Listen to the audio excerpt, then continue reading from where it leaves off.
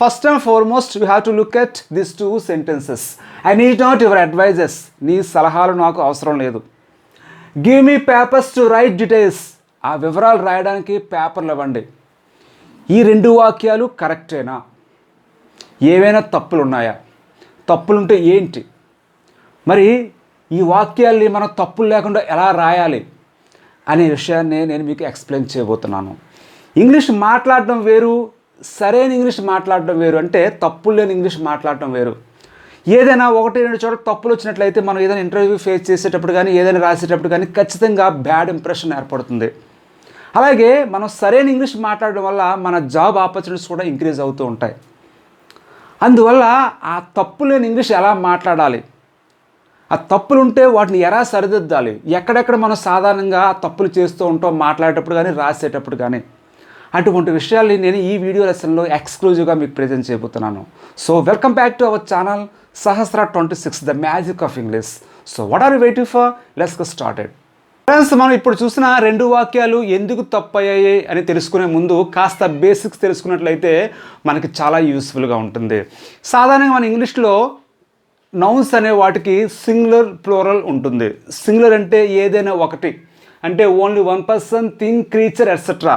ఏదైనా ఒకటి అని చెప్పేటప్పుడు ఒక వస్తువు కానీ ఒక మనిషి కానీ ఒక ఆబ్జెక్ట్ కానీ ఒక థింగ్ కానీ చెప్పేటప్పుడు దాన్ని ఇంగ్లీష్లో సింగులర్గా చెప్తాం, అంటే ఏకవచనం అంటాం.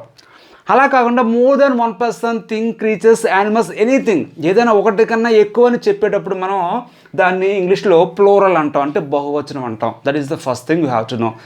సెకండ్ థింగ్ ఏంటంటే అదే నౌన్స్ని మనం రెండు రకాలుగా డివైడ్ చేయవచ్చు. అంటే that is the another classification, that is countables, uncountables. Countables అంటే లెక్క పెట్టగలిగేవి, అంటే we can count them easily. వాటిని మనం సులభంగా లెక్క పెట్టవచ్చు. ఇప్పుడు మన ముందు కొన్ని పెన్నులు ఉన్నాయి, ఆ పెన్నులు మనం 1, 2, 3, 4 అని చెప్పి మనం కౌంట్ చేయవచ్చు. కాబట్టి పెన్ అనేది కౌంటబుల్. అలాగే కౌ, అలాగే టాయ్, ఒక బొమ్మ ఉంది, అలాగే 4-5 బొమ్మలు ఉన్నట్టయితే మనం ఈజీగా మనం సులభంగా కౌంట్ చేయవచ్చు. 1, 2, 3, 4 బొమ్మలు, 5 బొమ్మలు అని చెప్పి మనం చెప్పొచ్చు.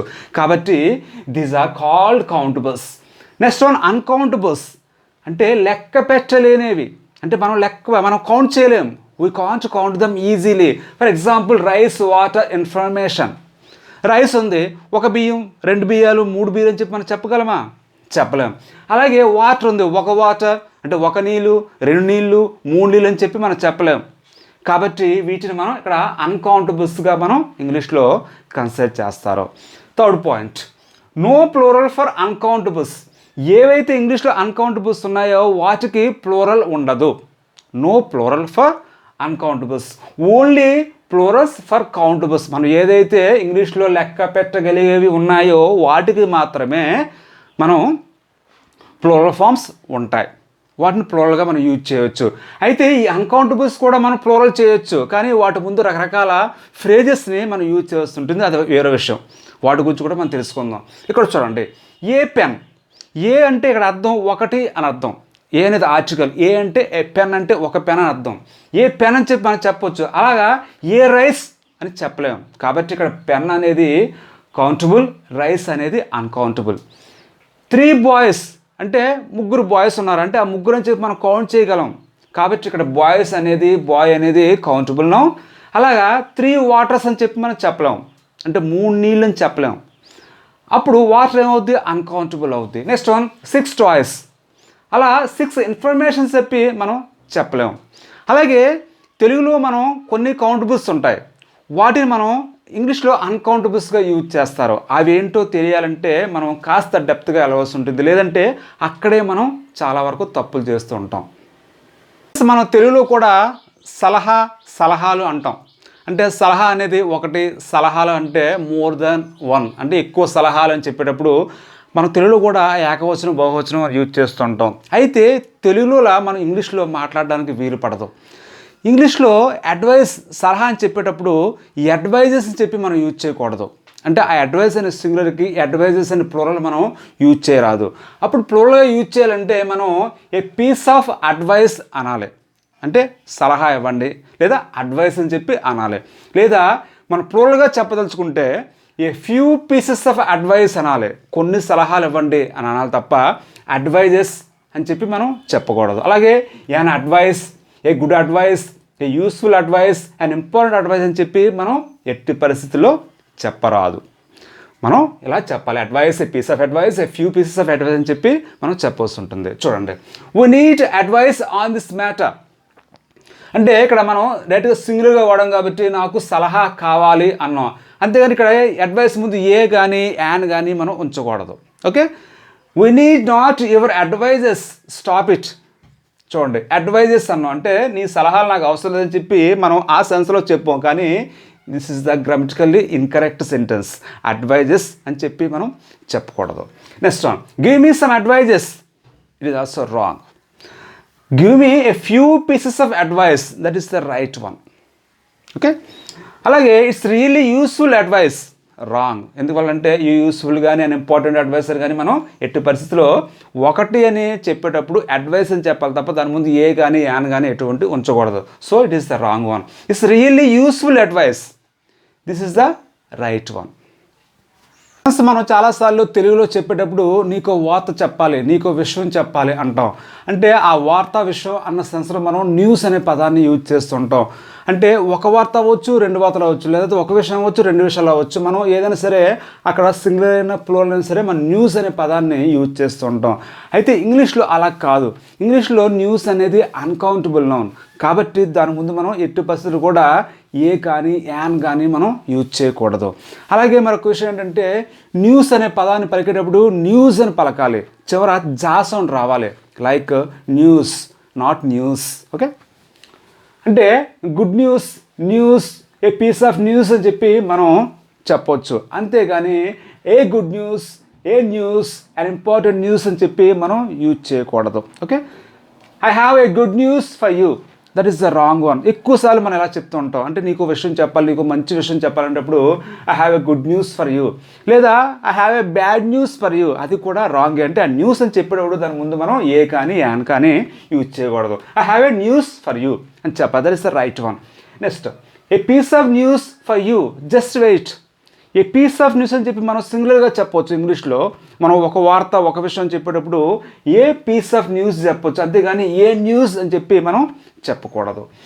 Please listen to me an important news, that is the wrong one. చూడండి, ఇక్కడ యాన్ యూజ్ చేస్తాం కాబట్టి న్యూస్ అని చెప్పి మనం చెప్పకూడదు. మనం ఏదైనా షాప్కి వెళ్ళి అడుగుతూ ఉంటాం, sir give me 2 soaps 3 soaps అని అంటే సార్ 2 సబ్బులు ఇవ్వండి, 3 సబ్బులు ఇవ్వండి అంటాం. అయితే తెలుగులో ఇట్స్ ఓకే, కానీ ఇంగ్లీష్లో సోప్ అనేది అన్కౌంటబుల్ నౌన్. అందువల్ల మనం 2 soaps 3 soaps అని చెప్పి చెప్పడానికి సాధ్యపడదు. అలాంటప్పుడు ఏ కేక్ ఆఫ్ సోప్, లేదా ఏ బార్ ఆఫ్ సోప్, లేదా సమ్ సోప్ అని చెప్పి అనాలి. అంటే 2 సబ్బులు ఇవ్వండి అని చెప్పడానికి sir give me 2 cakes of soap అని చెప్పాలి, 2 balls ఆఫ్ సోప్ అని చెప్పాలి తప్ప 2 సబ్బులు 3 సబ్బులు అని చెప్పి మనం తెలుగులో ట్రాన్స్లేట్ చేసి ఇంగ్లీష్లో చెప్పడానికి వీలు పడదు. అంటే ఇంగ్లీష్లో సోప్ అనేది అన్కౌంటబుల్ కాబట్టి సోప్, ఏ సోప్, సోప్స్, 2 soaps 3 soaps అని చెప్పి మనం యూజ్ చేయకూడదు. అలాగే సోప్ ముందు ఏ కానీ యాన్ కానీ మనం డైరెక్ట్గా యూజ్ చేయడానికి వీలు పడదు.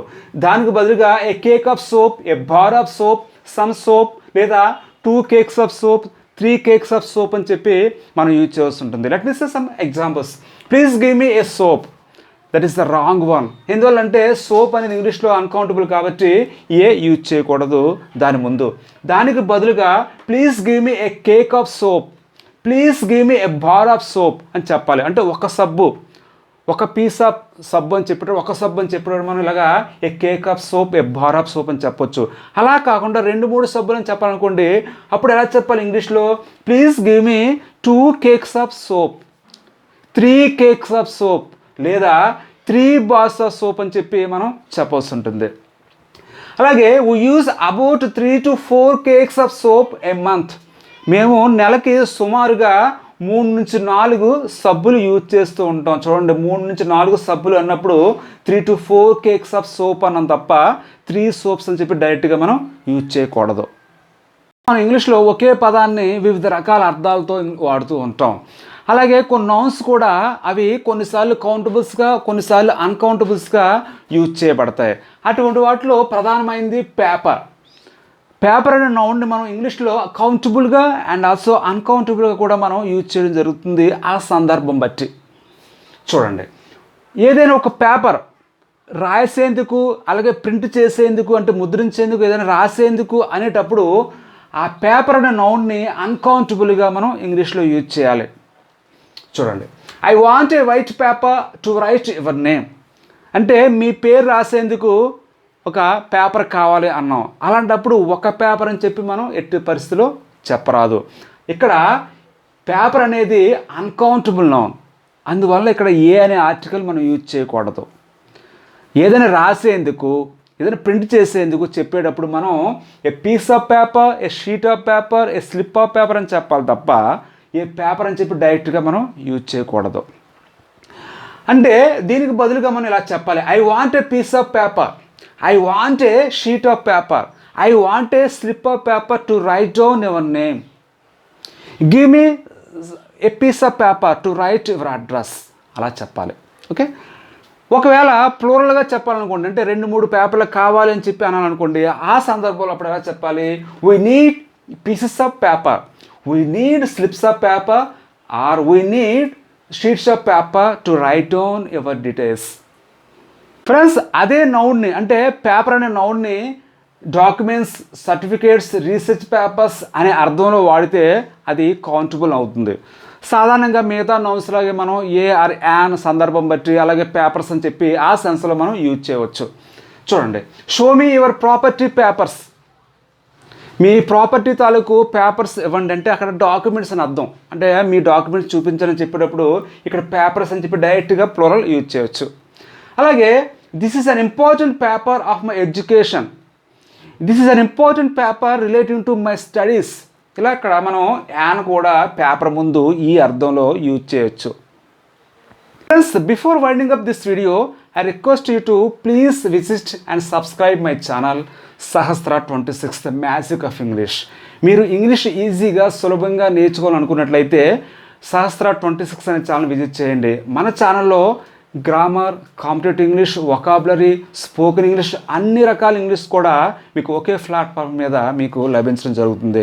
కాబట్టి without miss please visit our channel Sahastra 26 and also please press on bell button for getting my latest video notifications. Thank you very much for watching my video.